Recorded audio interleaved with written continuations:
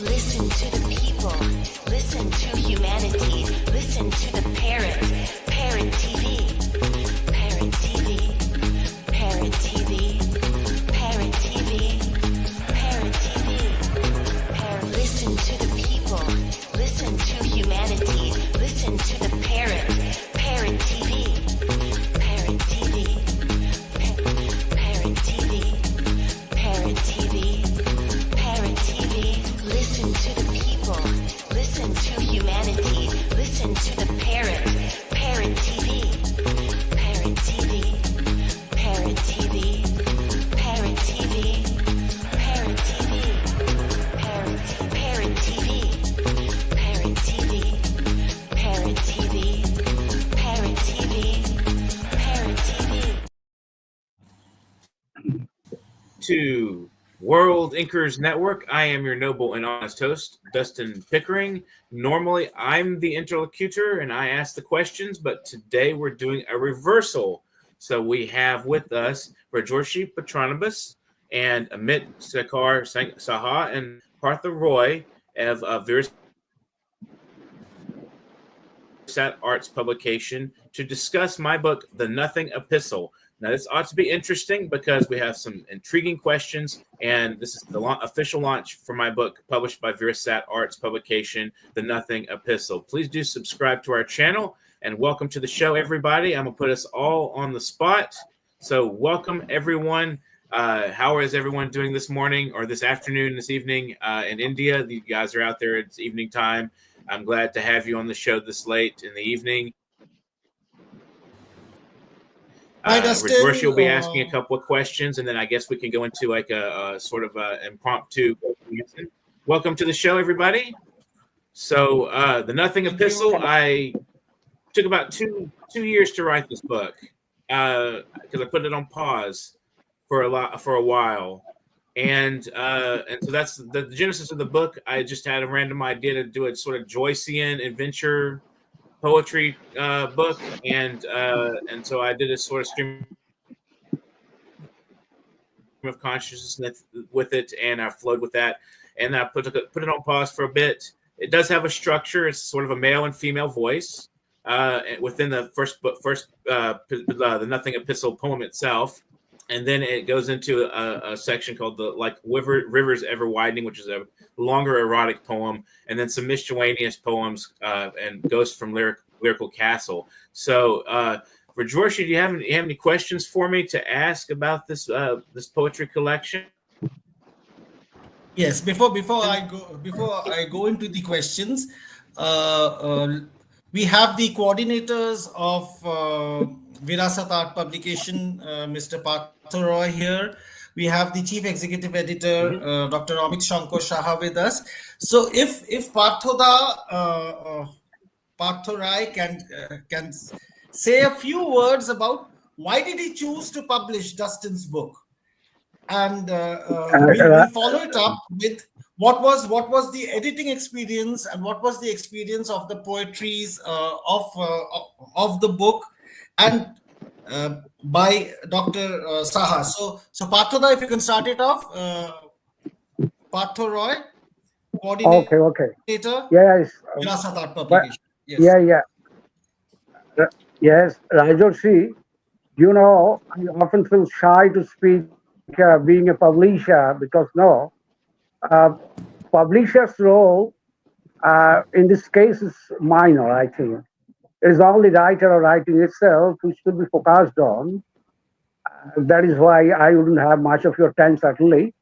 But I personally try to understand what exactly Dustin has written in this book. And especially the title is very interesting, The Nothing Epistle. But there are a lot of things inside the book. Seems to be all about epistle. Anyway, it might be out of the poetic vanity. He doesn't find anybody very close in need, so he wouldn't like to write an epistle to someone. Anyway, but I'm not going to that critical point.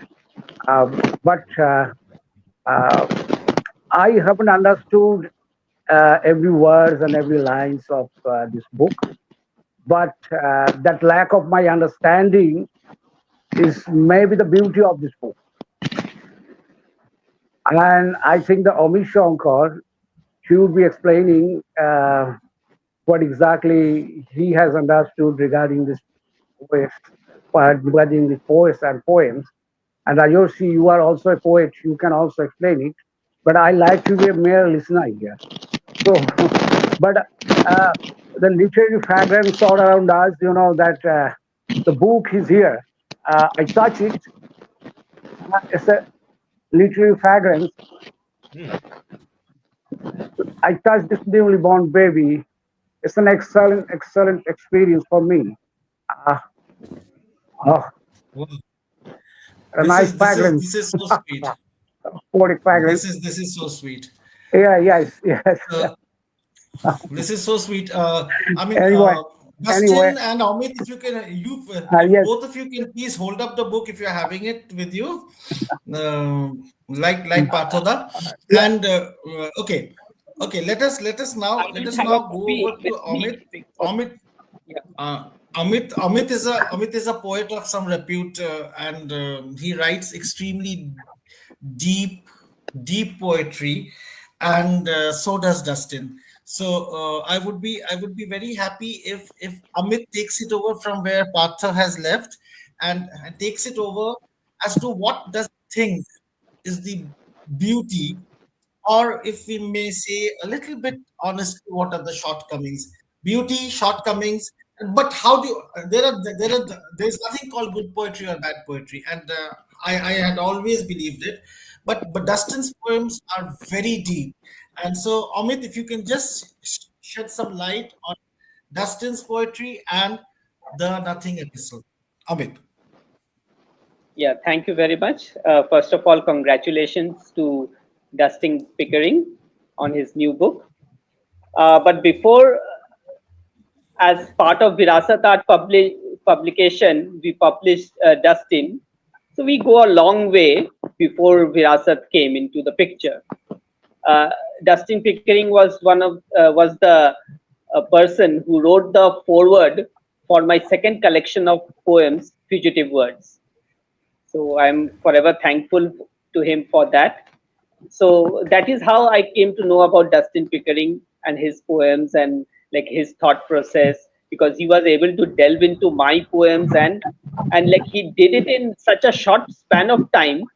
Overnight, the publisher said, like, I have sent it to Dustin to write your manuscript, to write a foreword, and in the next day he informed me that he has written the foreword, and it was a fantastic foreword.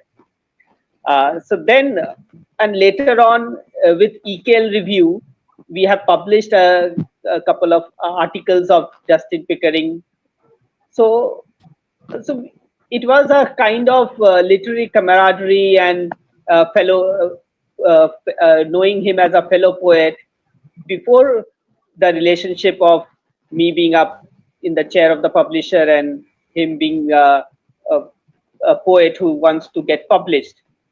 So it was in around August 2023 when Dustin first approached via email expressing his wish to get his new poetry collection to be published. And just hold on.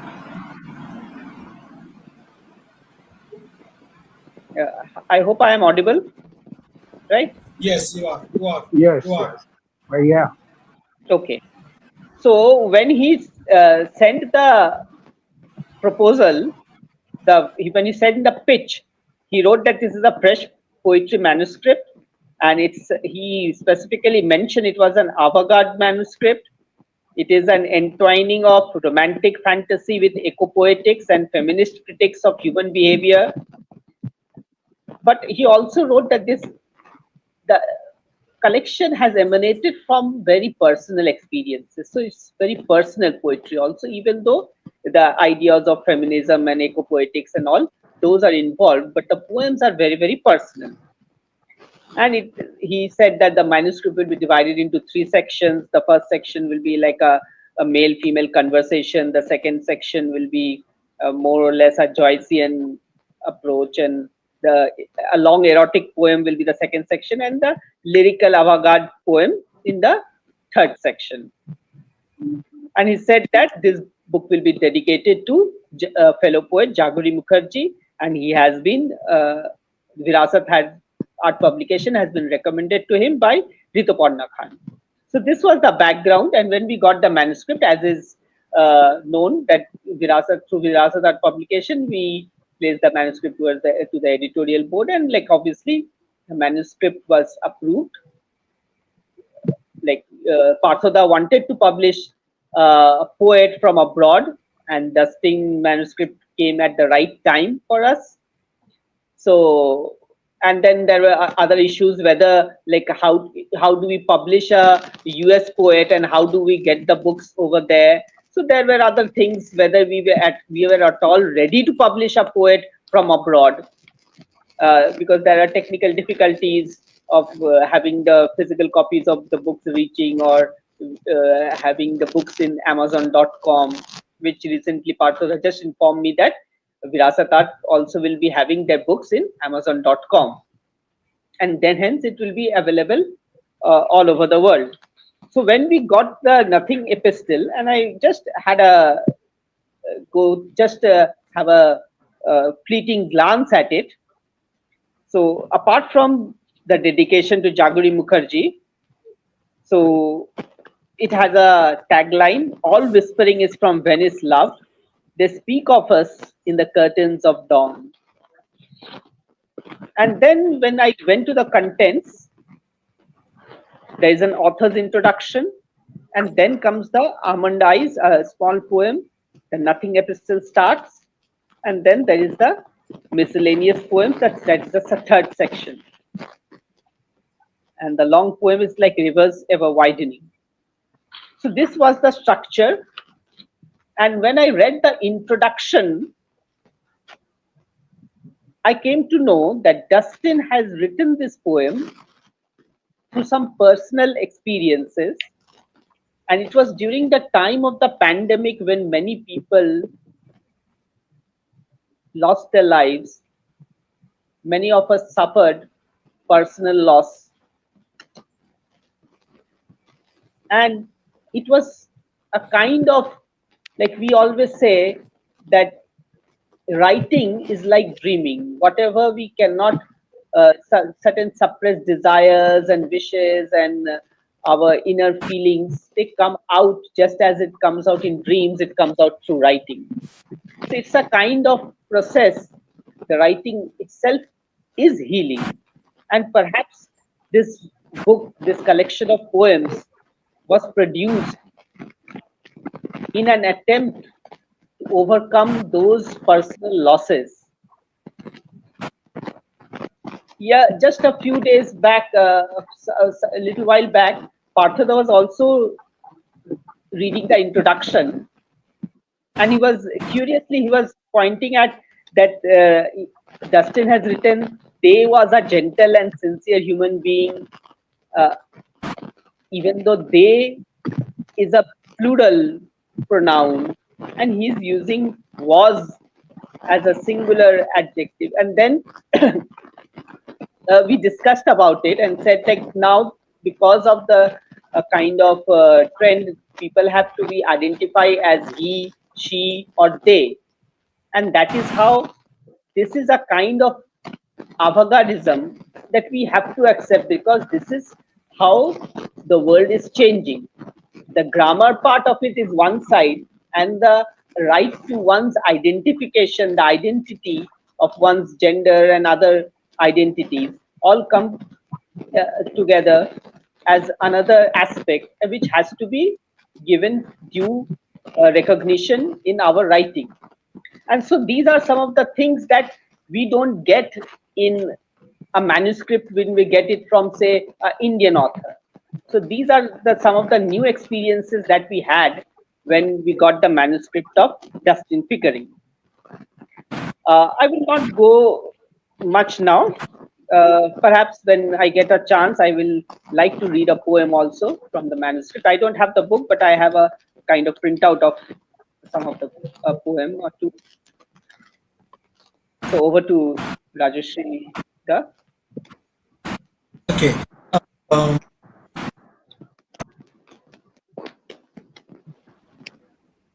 the book and how he had looked into what was the what were the series of events that had taken place, and how things had actually worked out. And I'm so very happy the way Amit had actually summed it up. But to add to it, Amit, I have a personal experience with Dustin writing a foreword of one of my translations, Buddha and Void, and that was practically overnight.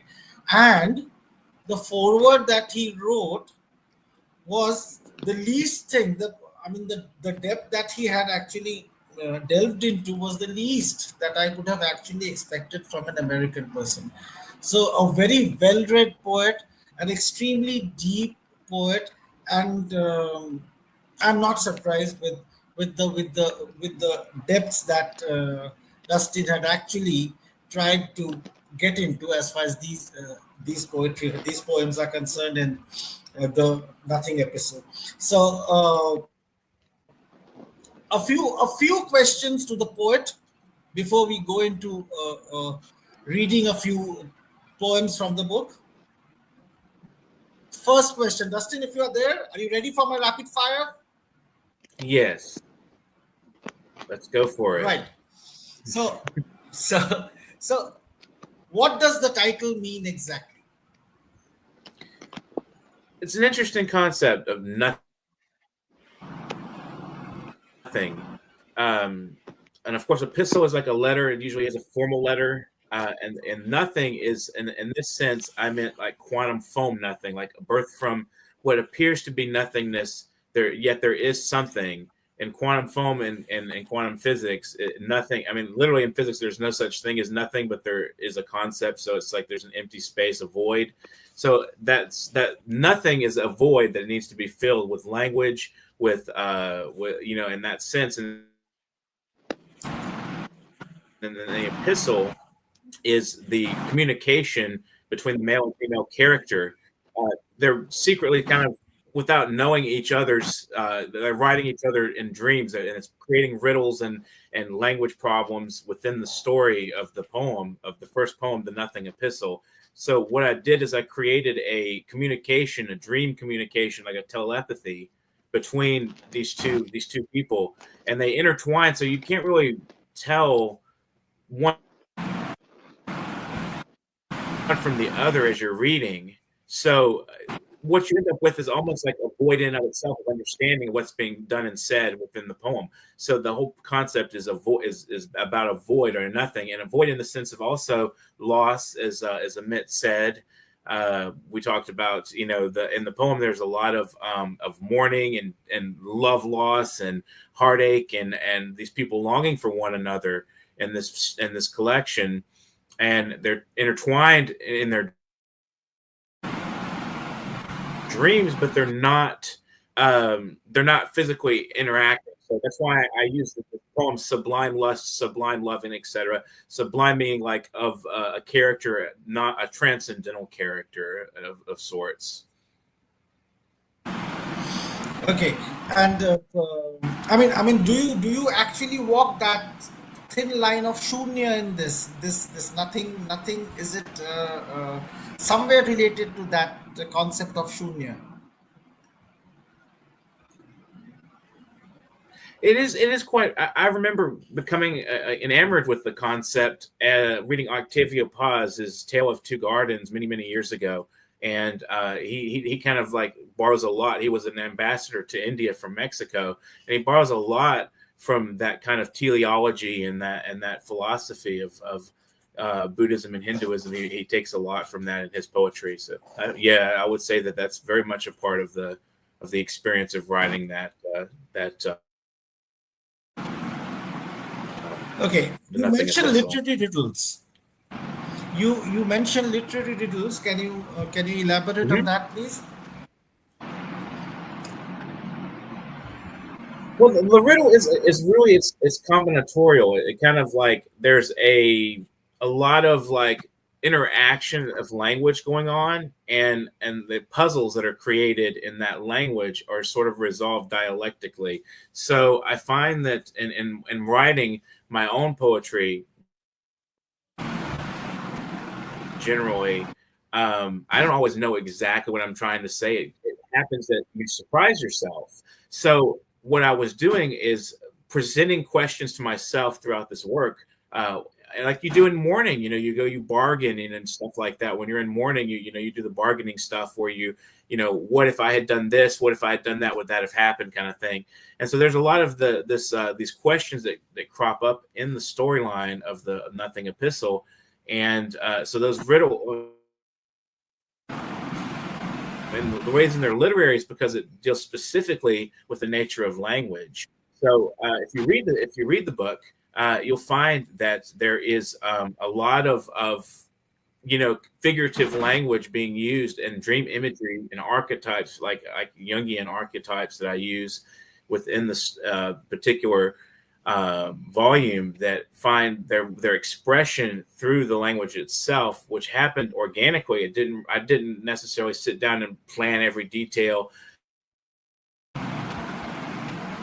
and I did have an idea of a structure. I just didn't necessarily plan absolutely every detail of the work. It just happened organically. So it wasn't exactly something that I knew what I was going to do. I just needed to kind of let it happen for itself. Again, the void spoke through me.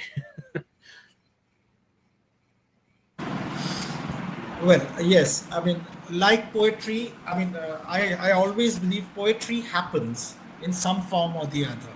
It does happen. You cannot, it is a very, very organic process. You cannot possibly sit down in a very disciplined way to write poetry. I personally do feel it doesn't work like that. Okay, my next question. Why do you choose the Shakespearean epigraphs? How do they relate to the book's message? That's an excellent question. I used two from A Merchant of Venice, and I also used that my own self-described epigraph, the All Whispering is from Venice Love, to open up the book. The curtains of dawn. Dawn is a beginning, and that was a self-created epigraph. The ones that I used from Portia. Also, this is kind of an interesting sideline. When Amit mentioned the they being used, and that's a non-binary term, a non-binary pronoun. My friend Julian passed away, and I'm sure that he's in the storyline, but I'll explain that a little bit later on. But what I use those epigraphs for is Portia, the characters, represents to me in my personal readings of The Merchant of Venice, the bonding of materiality with non-materiality or ideality, in a way that she's on this island, and that island, of course, if you know the story of The Merchant of Venice, there's the three caskets that her lovers come to pick, and the one that ends up getting her love is the one that is non-material. The one that chooses I believe the last casket is the one that ends up becoming her loved one, her person she marries, and that happens to be the one that would be the one that more or less the less material person would choose, because all the others chose like the gold and the silver, and then there was, I can't remember, I think it was lead. The third one was lead, which would be most valueless in terms of materiality, but in terms of her love, she wasn't looking for someone who was material minded. She was looking for someone who was more or less more interested in the bonding of the experience.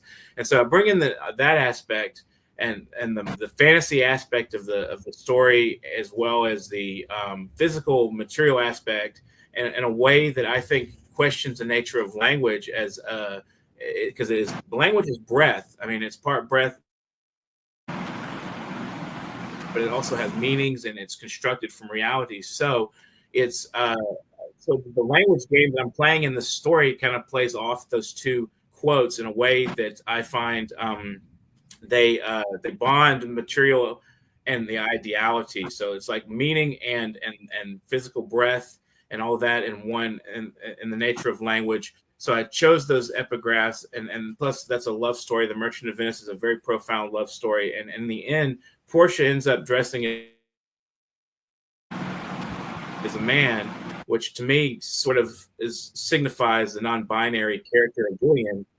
Back, if you reference back to the Julian elegy that I wrote, they were a friend of mine. He was a male when I met him, but then he went to the non-binary, and he became a non-binary person. So he's a they.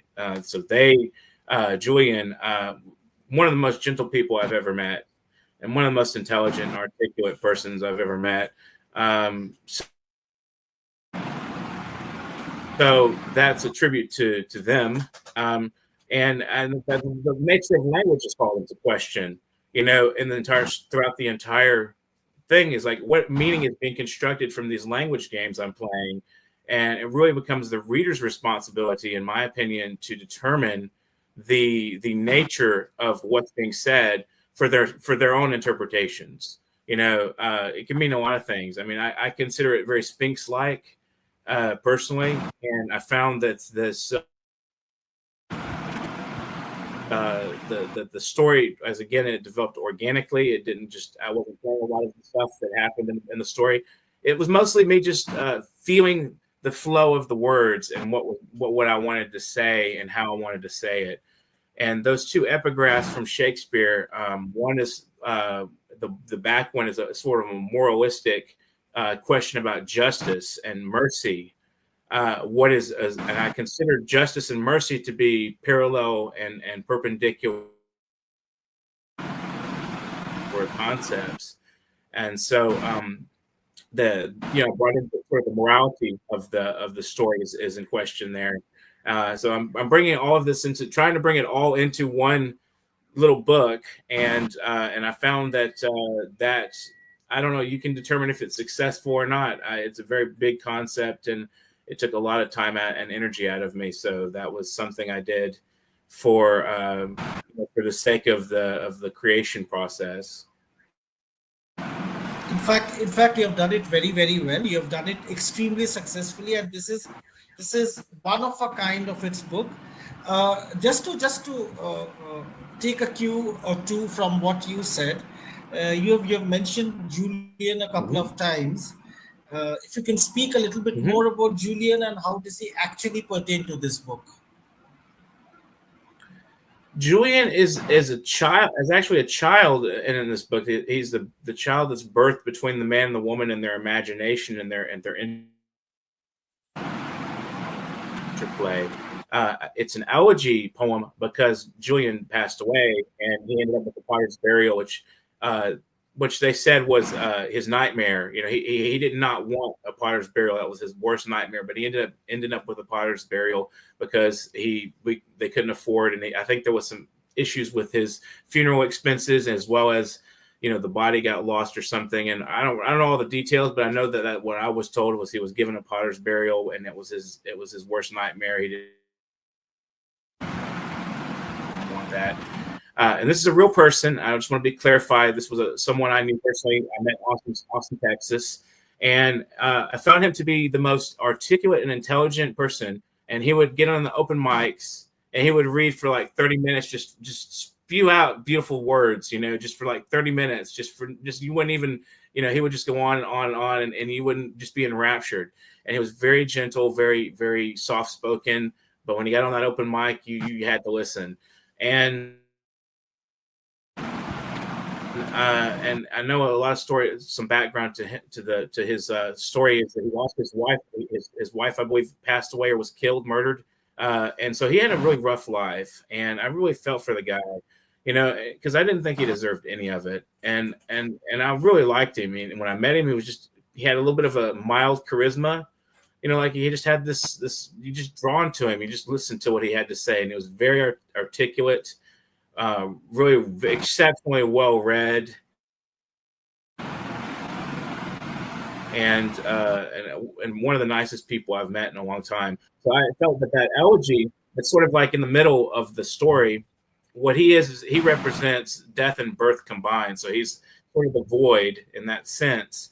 And basically, he represents a defiance of logic that a lot of the language in the book creates, and the tensions it creates, because he's sort of like the cross between the male and female character. They give birth to this child, Julian, but it's an elegy, and the elegy is a tribute to life and death, and a question about why do we mourn, when mourning seems fruitless, and why do we lose people we love, and so that's one of the things that I pursue in this book is the spirit of loss and what it really does to people emotionally and psychologically to lose. I mean, I've experienced a lot of loss, and then of course the COVID era, a lot of millions of lives and a lot of suffering that happened due to a lot of the government negligence and a lot of the general experience of that era was very deeply embedded in us, and it will stay with us in the younger generations for a long time. So hopefully this book will stand as a testament to the endurance of the human spirit.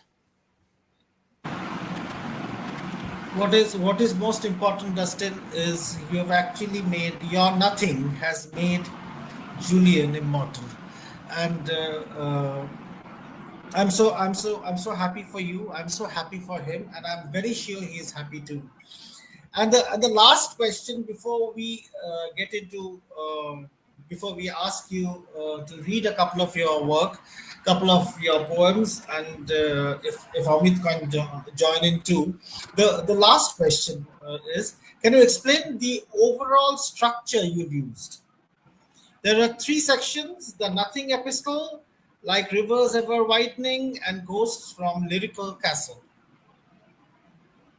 So the overall, a few words on the overall structure that you've used.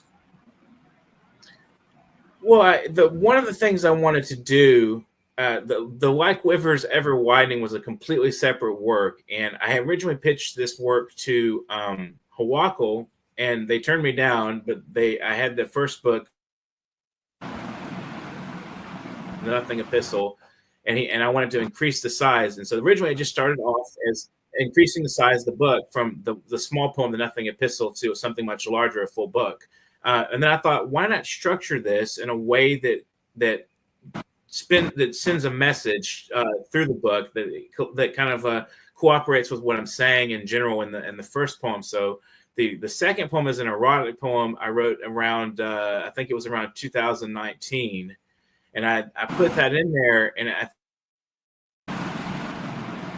think that poem really complements the spirit, the eroticism, and the active creative process going on in that particular poem. Really complements the Nothing Epistle, where there's 2 lovers who are intertwined in their dreams, and there's a birth happening of Julian in the story, and so those 2 work together very well. And then like Ghost from Lyrical Castle, that's a miscellaneous selection of poems that I wrote, most of which were on Facebook during the COVID era. And I thought that the idea of a castle at the end being a place where they reside, I'm very fond of like creating these structures in my books sometimes. Like, if you're familiar with The Stone and the Square, that was about creating a home. At the time I was going through I was in an online relationship with a scammer. Actually, it turned out to be a scam, and I dedicated the book to the scammer foolishly. And so The Stone and the Squirrel is about building a homestead kind of thing, and so like Lyrical Castle, this is like a castle that these people in their imaginations have created, like a figurative castle of and then the ghosts are the inhabitants, your memories, your dreams, your experiences, your feelings and thoughts, and all are all inhabiting the ghost, like Ghosts from Lyrical Castle. That lyrical being, of course, the nature of poetry, and so those were miscellaneous, and I thought that really served the intent of the book very well. So before we wind up, if we can hear a couple of your work, Amit, are you there? Amit, if you are there, if you can, you were asking to, you wanted to Yes, read a poem. If you can please start it yeah, off. yes, I wanted to read for Julian, especially because Please. it is a poem that it is an elegy, and it is a poem that will touch. And like when I read the manuscript, when I saw the manuscript, most of the poem I had to delve into it. I had to go deep in to understand those poems. But this is a poem that, in one glance, I could feel this touched me. So I would. It will be a privilege if I am allowed to read it for Please. Julian. Please. Thank you. What justice do I do in weeping? In death, no loss is counted. A soul is bound to itself like a twig to a tree, set free by the tracking hand. For what do is the starlight and moon waiting in the darkness for a land to call its own? What is simple stays, returns, and what of it? If life is about how long you breathe, count me the shortest number, for I do not wish to live on the earth, though beauty seizes my temperament in grand sights. His name stays on the branch, as if a small ant in the webbed fantasy pronounced by God Himself. Now, with the one He forever loves, the loss will not be quiet in my veins and heart, for I have heard the train calling him from the dry roots to the tip of the leaf where the chrysalis is woven. We do not know such sound in our lives, or what it means, what this music implores. Instead, we lay on the wet earth, seeking kisses of stone, and weeping we are left alone. Thank you. Thank you. And Thank you, Amit. That was a wonderful reading. what was very very beautiful was a beautiful poem read in Amit's own inimitable style. So it was fabulous, Amit, and a fabulous poem, a fabulous bit of poetry. So Dustin, now if you can read a couple of your work uh, for the people who are Sure. listening to it before we wind it up, right? Dustin.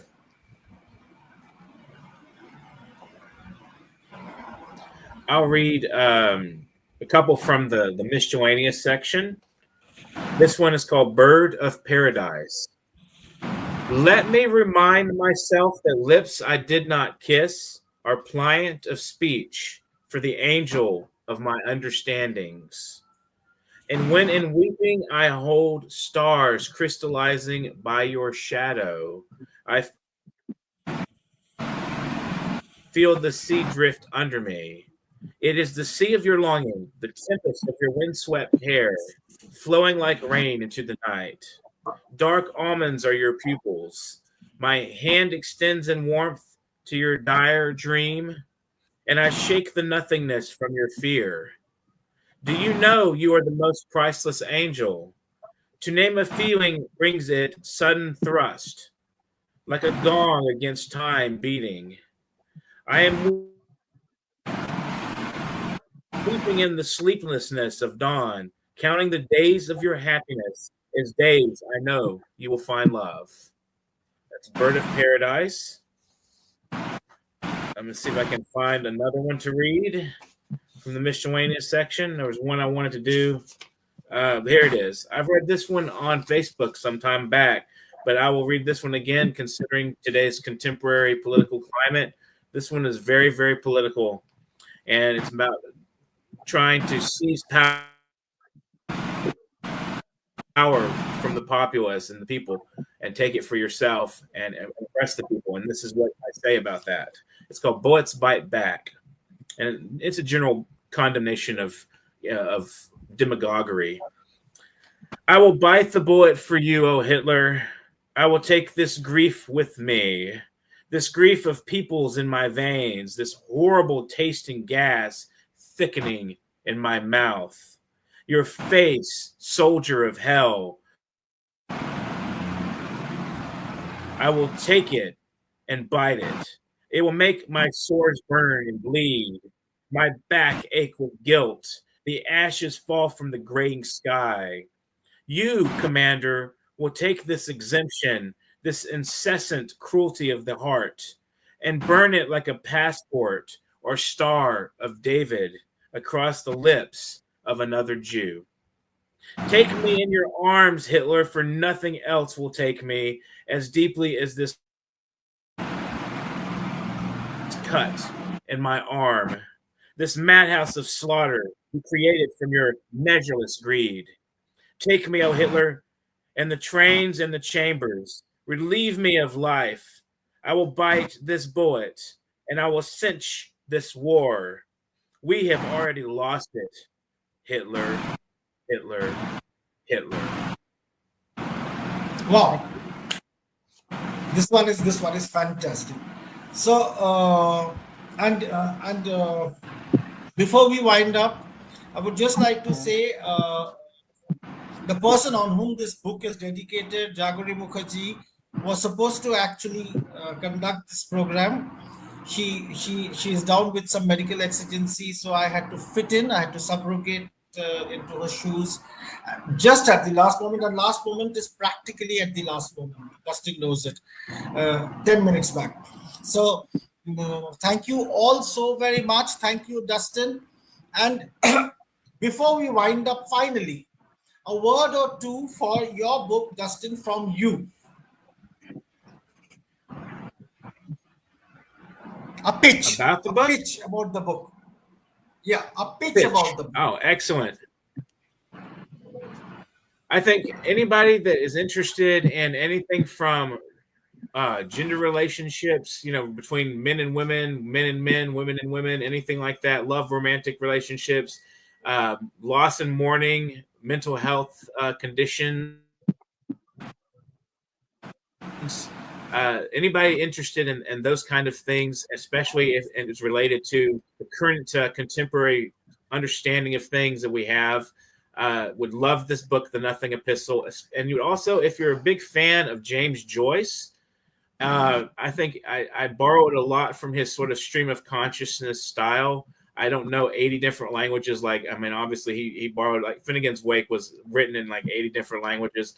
I don't know 80 different languages or even the roots or the etymology and so forth, but I did use a lot of his sort of free-flowing dream-like style to create. So if you're very interested in psychodynamics, psychoanalysis, more, the psychology of mourning and loss, take a look at The Nothing Epistle. And also, if you just love poetry, beautiful words and language, and what it can do and what its intentions are, how it can encourage you to get up every morning and be motivated to do what you do. I think this book brings to life a lot of questions specifically related to the nature of meaning and language. I'm big on existentialism. So if you're interested in those things, pick up a copy and tell me what you think. Thank you all so very much to every one of you who's in this broadcast from the United States. Very, very good day ahead. Okay, Patada wants to say something. Yeah, actually, yes. Dustin, I'm sending your hard copy to you. That will be free copies. I'll be sending 3 free copies to you. You give me your address. I'll send it directly. Okay. Thank you. Thank you so much. Great publisher. You guys are great. You did a good job. Thank you so much. Thank you. Thank you, everybody. So in conclusion of the program today, thank you guys again for being a part of this program.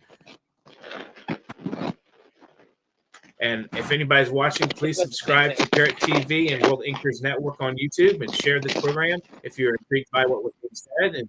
And I will be in touch with everyone on Facebook. Thank you so much for your wonderful time and energies that you've dedicated to my book. And hopefully we'll do some more programming in the near future. Take care, everybody.